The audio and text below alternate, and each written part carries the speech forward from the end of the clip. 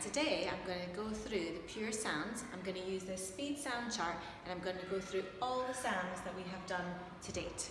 Okay, so f, l, m, n, s, v, z, sh, ng, nk, b, k, d, g, j, p, qu, t, w, x, y, ch.